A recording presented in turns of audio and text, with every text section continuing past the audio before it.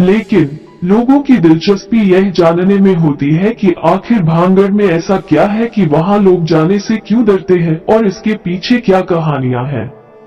साथ ही लोग वहां के दृश्यों के बारे में जानना चाहता है कि वहां कैसा माहौल है और वहां क्या क्या बना हुआ है।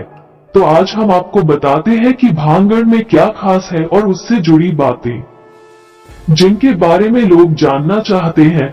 एक श्राप की वजह से है ये हाल। भानगढ़ राजस्थान के अलवर जिले में है।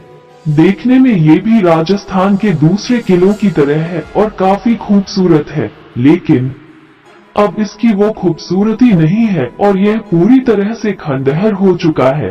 इस किले को 1583 में आमेर के राजा भगवंत दास ने बनवाया था और इस किले का भी जयपुर में आमेर के किले से संबंध है।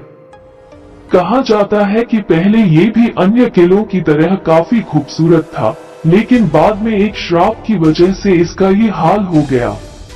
ये श्राप की कहानी ही है जिसकी वजह से लोग यहाँ जाने से डरते हैं। तो आपका बताते हैं कि भानगढ़ को लेकर क्या कहानी है। वैसे तो भानगढ़ को लेकर कई तरह की कहानियां प्रचलित है, लेकिन सबसे ज्यादा चर्चा रानी रत्नावती और श्राप वाली कहानी की होती है। कहा जाता है कि यहाँ एक राजकुमारी थी जिनका नाम था रत्नावती। रत्नावती अपनी खूबसूरती की वजह से मशहूर थी और उनकी सुंदरता की बातें काफी प्रचलित थी। हर कोई उनसे शादी करना चाहता था और एक किले का ही एक तांत्रिक भी उन चाहने वालों में से एक था। इत्र से वशीकरण करने की सोची, लेकिन तांत्रिक ने रत्नावती को अपने तंत्र से उसे अपने वश में करने के बारे में सोचा। कहा जाता है कि रत्नावती एक बार इत्र खरीद रही थी और कई लोग कहते हैं कि रत्नावती की दासियां उनके लिए इत्र खरीद रही थी।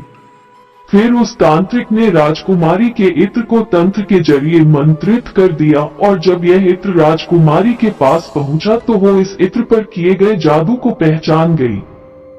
फिर रानी ने इस इत्र को लगाने के बजाय फेंक दिया और फिर जिस पत्थर पर वो इत्र गिरा उससे वो तांत्रिक ही घायल हो गया।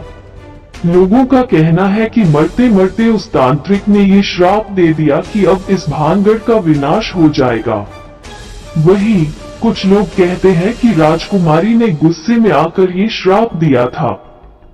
फिर कुछ दिनों बाद काफी अजीबोगरीब तरीके से भानगढ़ का विनाश हो गया।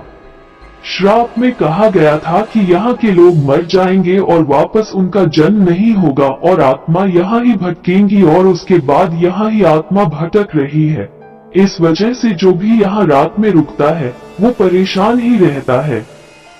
अब कहते हैं कि यहाँ औरतों की चीखने और रोने की आवाज आती है। अब ये कहानी कितनी सच है ये कह पाना मुश्किल है, लेकिन स्थानीय लोग अक्सर कहते हैं कि किले के पास से औरतों की चीखने और रोने की आवाज सुनाई देती है। कोई बताता है कि यहाँ जाने पर कोई उन्हें मारने की कोशिश करता है और इसे लेकर कई तरह की कहानियां हैं। इसी वजह से भानगढ़ किले में शाम को जाने में मनाही है। अभी भी लोग क्यों नहीं जाते? यहाँ जाने पर लोग बताते हैं कि जब भी यहाँ कोई रात में रुकता है तो मर जाता है या फिर 1-2 दिन में उनकी अकाल मृत्यु हो जाती है। जैसे कई लोग एक्सीडेंट में मर जाते हैं।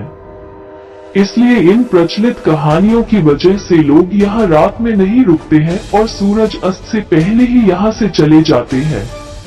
भानगढ़ से जुड़ी खास बातें इस किले में प्राचीन द्वार, बाजार, हवेलियां, मंदिर, राजमहल, छतरिया, मकबरा आदि है और किले में घुसने के लिए है 5 दरवाजे हैं।